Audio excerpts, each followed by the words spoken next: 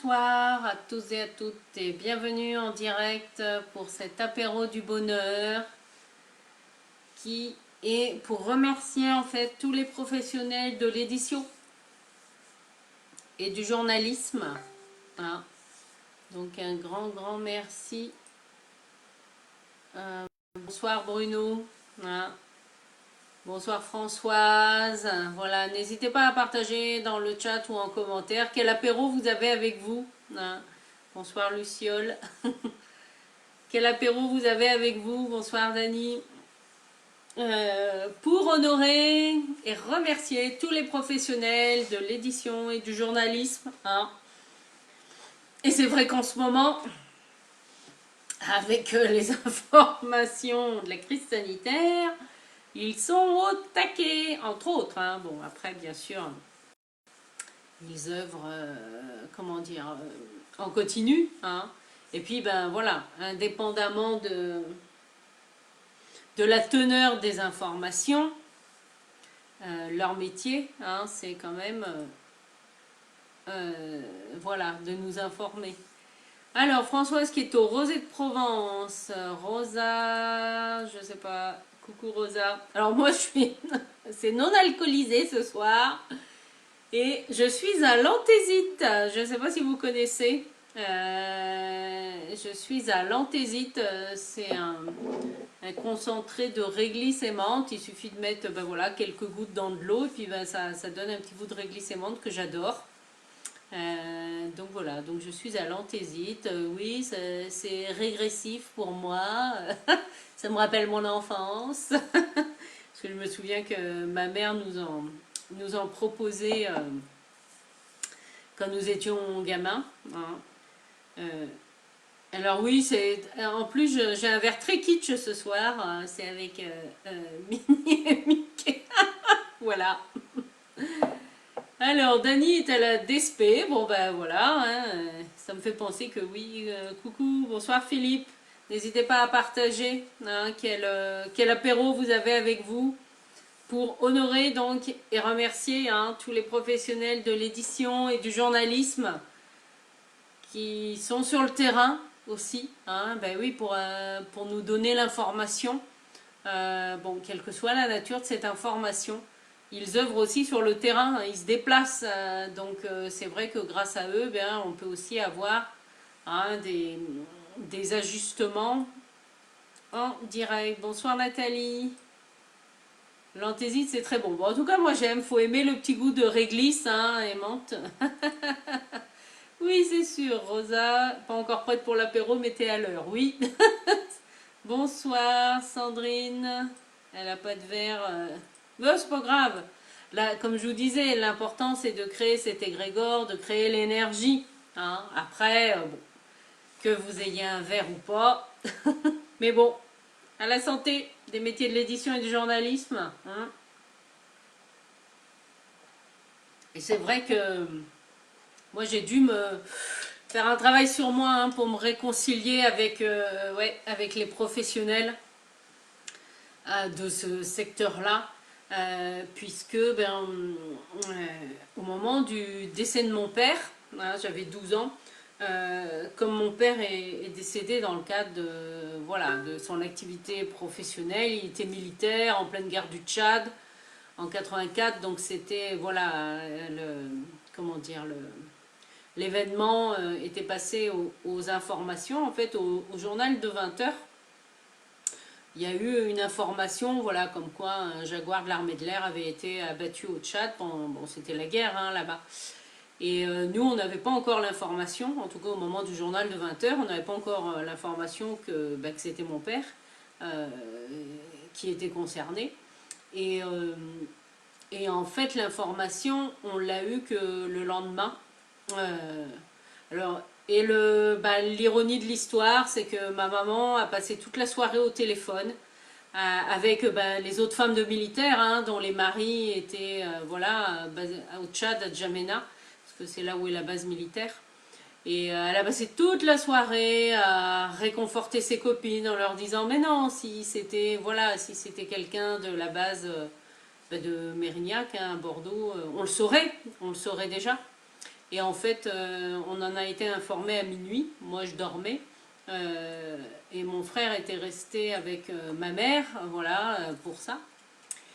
Donc ça, bon, ça a été une première épreuve pour moi par rapport à la télé, mais suite à la médiatisation, en fait, du fait que c'était, voilà, pendant la guerre du Tchad, etc. Donc des journalistes sont venus sonner, ben, on habitait un appartement à l'époque dans une résidence réservée aux militaires, et moi je me souviens, je descendais voilà, pour promener le chien. On avait un petit caniche, Ulysse, voilà, qui faisait la joie de notre famille bah, depuis moins de 6 mois. Et donc ce petit toutou, voilà, en appartement, il fallait qu'on le descende pour qu'il fasse ses besoins, tout, ça, tout naturellement. Et en fait, je sortais de l'immeuble quand j'ai été assaillie par des journalistes qui ont commencé à me prendre en photo. Donc moi, mon premier réflexe, ça a été de me mettre une main devant le visage. Et ils m'ont posé la question, voilà, si je connaissais la famille Crossi et tout. Alors, bon, mon réflexe d'enfant a été de dire que non, non, que j'étais une amie. Voilà, et heureusement, en fait, pour moi, un de nos voisins, en fait, arrivait derrière moi, et puis, ben, voilà, leur a demandé de partir et de me laisser tranquille. Et du coup, pour éviter ce genre de situation, eh bien voilà, dans la semaine qui a suivi, j'avais mon oncle Gilbert voilà, qui m'amenait et qui me ramenait le matin au collège pour pas que je sois embêtée. Parce que bon, ben voilà, c'est vrai que ma vie était en train de changer, même si je n'avais pas encore conscience de tout. Mais c'est vrai que cet épisode journalistique en tout cas, m'a demandé, moi, une transformation. Mais bon, la transformation, j'estime que j'ai réussi à la faire quand j'ai accepté de participer à une émission. À ce moment-là, j'étais à Rennes, l'émission Les Brétiliennes, animée par Christine Zazial, voilà, que vous connaissez peut-être si vous êtes en Ille-et-Vilaine. Donc voilà, donc ça a été une réappropriation, en tout cas pour moi, de... Oui, l'info, je suis d'accord, mais c'est vrai que, voilà, quand c'est par rapport à des événements qui nous touchent émotionnellement, et là c'était un décès en l'occurrence, bon, voilà, je sais bien que c'est important de donner l'information. Mais ça peut être délicat aussi de la manière dont c'est fait. Alors, je vois qu'il y a du monde d'arrivée, super, Philippe, il est à l'eau pétillante. Badois rouge s'il vous plaît, c'est précis. Coucou Nathalie, pamplemousse pressé, ouais, super. Un petit blanc sec bio pour Dick Lemon. Bonsoir Léonie, bonsoir Anne-Flo. Coucou Marie-Christine. N'hésitez pas à partager quel verre d'apéro vous avez avec vous pour honorer et remercier tous ces professionnels de l'édition et du journalisme. Un grand merci en tout cas à tous ceux qui œuvrent et qui sont au cœur de l'information. Ah oui, Dick Lemon qui partage que le problème c'est quand on disait dans le temps qu'ils ont un peu tendance à faire feu de tout bois. Bon, après bien sûr il y a à apprendre et en laisser dans toutes ces informations, mais bon, c'est important. Oui, le sensationnel pour avoir l'inédit et pas beaucoup d'éthique. Je sais bien que bon, après voilà. Alors Dany qui nous dit il faut être ouvert à divorce super médiatique et pas se cantonner à BFM TV. Oui. Ah oui, les infos étrangères qui ont un autre regard sur notre actualité. Ah ben ça certainement. Coucou Ladis. Donc moi je suis à l'Anthésite ce soir pour remercier tous les professionnels de l'édition et du journalisme. Un grand merci à eux. Parce que grâce à eux quand même, voilà, nous sommes informés. Bonsoir Karine. Après effectivement c'est notre bon sens, je dirais, qui va nous aider à filtrer toutes ces informations. Vous imaginez qu'il y a... Oh, c'était quand? Je sais pas, il y a un siècle peut-être. En fait, c'était... je crois que... Est-ce que c'était pas les... comment ça s'appelait? Il y avait une personne avec son tambour là qui faisait un roulement de tambour et qui annonçait en fait les nouvelles dans les villages quand il n'y avait pas encore tous ces journaux, tout ça. C'est pas le métier... quand... Non, cantonnier, non, ça doit pas être ça. Je sais plus comment ça s'appelait. Si vous savez, vous pouvez le dire. Et comme quoi aussi, l'information aujourd'hui, on la trouve sur la toile, sur le net. Après, Moi, après, je fais le choix de sélectionner les infos que j'ai envie de regarder, voilà, mais voilà, ça m'appartient, hein. Mais c'est vrai que... Et puis, ben, en tout cas, moi, j'ai eu la chance avec... parce que dans mon quartier, je suis bénévole au conseil citoyen de mon quartier, voilà, où nous mettons en place des projets pour mieux vivre ensemble, voilà, dans un quartier qui est assez dynamique, et c'est super. Et le conseil citoyen, en fait, a créé un journal de quartier, un journal trimestriel, que j'ai découvert, bah, moi, dans ma boîte aux lettres, quand je suis arrivée, bah, il y a bientôt 2 ans dans mon quartier. Et c'est d'ailleurs grâce à ce journal que j'ai su qu'il y allait avoir une fête au début de l'été, à côté de chez moi. Donc je me suis dit, bah, si j'ai envie de rencontrer des gens, bah, c'est l'occasion. Donc j'ai osé aller à cette fête, même si je ne connaissais absolument personne, moi qui suis. Et c'est en fait en rencontrant des gens à cette fête, en discutant, que j'ai été invitée, hop, à un autre apéro pour des jeunes qui l'été, voilà, proposaient des services, etc. pour l'été. Donc je suis allée à cet apéro-là, où j'ai discuté avec d'autres personnes qui m'ont parlé du conseil citoyen. Enfin voilà, et de fil en aiguille, j'ai intégré le conseil citoyen, où il y avait déjà ce journal qui existait. Et en fait, toute l'année 2019, et puis là ça continue aussi en 2020, enfin moi j'estime que c'est une chance en fait. On a eu des ateliers animés par Perrine Morlière, qui est correspondante, voilà, pour un journal, je ne sais plus si c'est, bon je ne veux pas dire de bêtises, enfin pour un journal local, et qui nous a animé des ateliers journalistiques, voilà, pour que notre journal de quartier, eh bien, ait une dynamique, etc.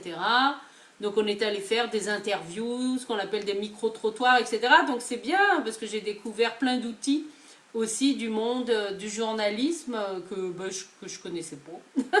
Et puis aussi le fait de la mise en page, tout ça, c'était super intéressant. Alors, oui, à la santé, bonjour Brigitte. Alors, dit Clément qui nous dit que quelquefois, très tôt le matin, dans les infos internationales, il y a des pépites. Ah, d'accord. Ah oui, et que dans la journée, l'AFP est passé par la censure. Ah, ben ça me rappelle quand... C'était quand? Ben, c'était il y a... oui, il y a 20 ans. En 2000, j'ai eu la chance, en fait, d'aller 8 jours à Pékin. Et ce qui m'avait impressionné là-bas, c'était que effectivement, en Occident, en tout cas, voilà, nous avons ce que nous appelons la liberté d'expression, hein, voilà, quelle que soit sa forme. Et pourtant, en tout cas à ce moment-là, je trouvais qu'on n'était pas vraiment libre à l'intérieur de nous, hein. Enfin, c'était un sentiment personnel, hein. Et en allant à Pékin, où là-bas, en tout cas il y a 20 ans, les Chinois n'avaient pas cette liberté d'expression, hein. Il n'y avait pas de journaux, les magasins de presse, etc., ça n'existait pas. Et les journaux, en fait, étaient sur des panneaux, sur les trottoirs, en fait. En ville, comme nous, on a aujourd'hui, ben, c'est des panneaux publicitaires, hein. Vous savez, des panneaux en hauteur, là, des rectangles, voilà. Et c'était ça, en fait, leurs journaux. Et là, je me suis dit, waouh, et bien là-bas, c'est l'inverse, en fait. Ils n'ont pas la liberté d'expression, voilà, par rapport à la situation de ceux qui dirigeaient le pays. Et pourtant, quand je les voyais faire justement leur Qigong et leur Tai Chi dans les jardins ou sur les trottoirs, etc., eh ben, je les sentais en tout cas libres dans leur être, hein, et dans leur état d'esprit quand ils étaient en train de faire leur Tai Chi et leur Qigong. Et comme quoi, hein, il a fallu que j'aille à l'autre bout de la planète pour prendre conscience de ça. Alors, ah, un garde champêtre, oui c'est ça, merci. C'est le garde champêtre qui arrivait dans les villages, qui faisait un roulement de tambour et puis qui délivrait les annonces, hein. Vous voyez que ben, on a évolué, hein, mais le fait de donner de l'information, ça date pas d'aujourd'hui, hein. Bon, il y avait aussi les fumées, hein, les codes avec les fumées, c'est sûr. C'est une plante de mon apéro. Tu parles de quoi, Rosa? de l'anthésite. L'anthésite, en fait, c'est un concentré de réglisse. Je ne sais pas si c'est ça. Faut aimer voilà, le goût du réglisse, moi j'adore. Donc, un verre de cidre pour Camélia, super. Annabelle, la reine des apéros. Alors oui, hein, enfin, je l'ai déjà dit, mais je le répète parce que je vois qu'il y a des nouvelles personnes connectées ce soir ou pour ceux qui regarderont en replay. Hein, je vais organiser un apéro du bonheur en vrai. Je pense que ce sera peut-être plutôt fin mai, ouais, on sent comme ça.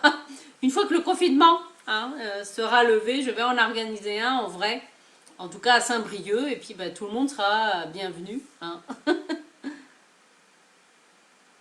Alors, c'est super chouette, ça crée du lien social, ben oui, c'est ça. En même temps, bah, les villageois, quand ils entendaient les roulements de tambour, bah, ils allaient voir pour écouter en fait les infos. Il y a les pigeons voyageurs, oui, c'est sûr qu'on peut. Bonsoir Claudine, on peut donner l'information, vous voyez, de différentes manières. Hein. Aujourd'hui, comment dire, avec les tablettes, les téléphones portables, etc., c'est dès que vous êtes sur place, pouf, l'information peut être distribuée sans attendre que vous soyez revenu, comment dire, à un endroit, etc. Vous pouvez la diffuser en direct, en fait. Donc ça a du bon, le direct, hein, voilà, moi ça me permet de passer un moment avec vous tous les soirs à 18h30 pour ces apéros du bonheur, voilà, qui sont l'occasion d'honorer un corps de métier. Hein, et donc ce soir, je le rappelle, c'est pour les métiers de l'édition et du journalisme. Je lève mon verre à ces métiers-là. Hein. Demain soir, ce sera tous les pros de la communication et de la publicité, hein, au sens large, parce que voilà, c'est ma manière à moi en fait d'honorer et de remercier. Alors j'ai commencé, quand j'ai commencé, ben, oh, ça va faire 15 jours, oui. Ben, j'ai commencé par honorer ben, voilà, les métiers dans la santé, ensuite l'agroalimentaire, et puis ben, au fur et à mesure des jours, j'avais des idées aussi voilà, pour honorer certains métiers, parce que ben, même si un certain nombre de métiers sont, comment dire, en pause avec le confinement, ben, c'est quand même grâce à cette diversité aussi de métiers voilà, que nous avançons et que nous avons un confinement voilà, qui se passe relativement bien. Alors n'hésitez pas oui, à partager parce que là, je ne sais pas si c'est la connexion ou quoi, je vois en fait les commentaires un peu en décalé. Hein.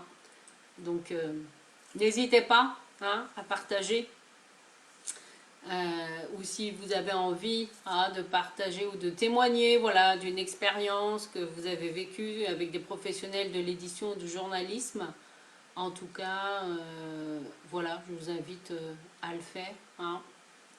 Ben, c'est vrai que moi je reconnais que ben, comme certains ou certaines le savent, je suis coordinatrice du réseau Femmes de Bretagne dans le secteur de Saint-Brieuc.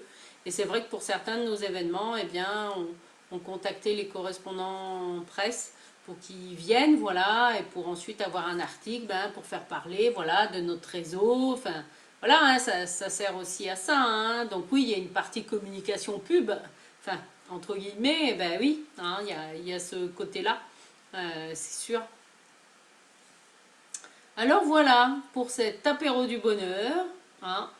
Donc je lève mon verre, je chine à l'anthésite avec mon verre très kitsch, Minnie et Mickey. Voilà. Pour honorer tous ces professionnels. Alors, Dick Lemon qui nous partage 3 ans dans l'édition de science-fiction. Ah, d'accord. Il y a un petit moment. Et beaucoup de ce que. Ah, d'accord. Et beaucoup. Ah oui, d'accord. Donc, des livres que vous éditiez de science-fiction il y a peut-être 10-15 ans et ben, correspondent à la réalité d'aujourd'hui. Eh ben oui. Ça, souvent on dit, enfin, même dans les films, comment dire, on se dit, mais parfois ils ont été inspirés, les réalisateurs de films. Enfin, je pense notamment à Luc Besson par rapport au film Le Cinquième Élément. Je ne sais pas si vous l'avez vu. Hein. Mais là, il y a. Bon, après, bon, bien sûr, c'est un film avec des boum boum, voilà, je te poursuis, etc. Mais je trouve que, bah, notamment, puisque la clé, elle est à la fin, Alors je vous dis pas, hein, pour ceux qui ne l'ont pas vu, euh, je vous invite à aller découvrir qui est le cinquième élément, justement, dans le film Le cinquième élément, et je trouve ça intéressant à travers ce que l'on vit aujourd'hui et à l'émergence en tout cas de mouvements, hein, en lien avec voilà, le cinquième élément. Je ne vais pas révéler qui est le cinquième élément. Pour ceux qui ne l'ont pas vu, en tout cas, voilà, c'est un petit clin d'œil. Alors, Élise Luce est très bien. Alors, Élise Luce, je ne sais pas qui c'est, Françoise. Est-ce que c'est l'actrice, peut-être, du cinquième élément? Je ne sais pas. Si, je me souviens que c'est avec Bruce Willis, ça, je m'en souviens. Mais par contre, l'actrice, non. J'ai une mémoire sélective, il faut croire. Ah, d'accord, c'est une reporter alors.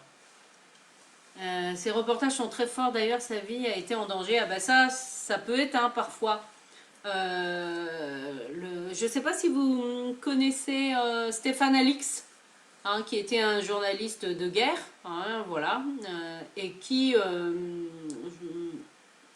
en fait était en mission voilà, dans un pays en guerre, et c'est lors d'une de ces missions en fait que son frère est décédé.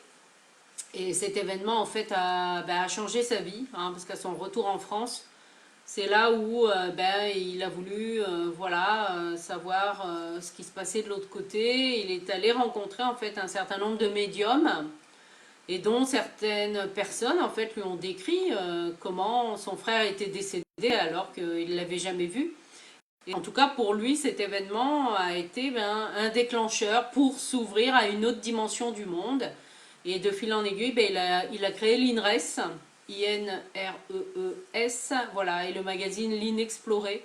En tout cas, voilà, je vous invite à aller découvrir si vous ne connaissez pas. Et du coup, voilà, il a créé aussi, il y a eu 2 émissions, il me semble, sur M6, où il a osé faire des reportages sur les coupeurs de feu, les magnétiseurs, la voyance, voilà, sur tous ces métiers, en tout cas dits ésotériques, hein, pour les faire connaître au grand public et avec un angle, je trouve, d'exploration journalistique intéressante, en tout cas. Hein. Alors, ah oui, dit Clément qui nous parle du film Le Soleil Vert, oui.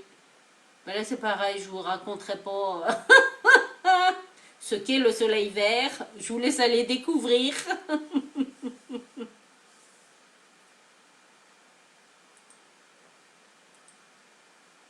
Ah super.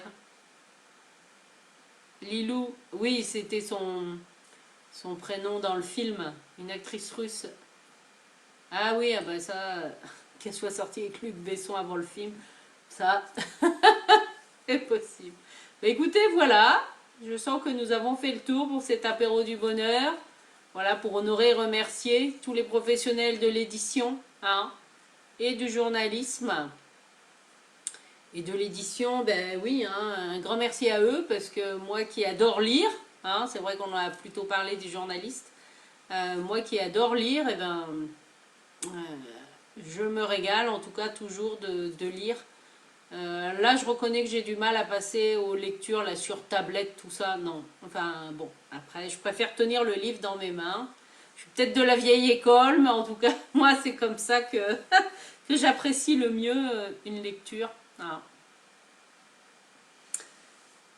Je vais vous souhaiter une très belle soirée. Hein, donc, merci à tous et à toutes de votre fidélité.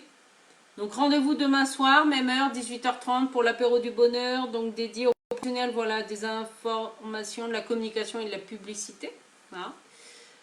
Et demain matin, capsule de joie en direct à 9h30, hein, mais que vous pouvez aussi les écouter en replay hein, si vous ne pouvez pas être présent ou présente en direct. Hop. Je vous souhaite une très belle soirée. Un grand merci pour votre présence et votre fidélité. À demain.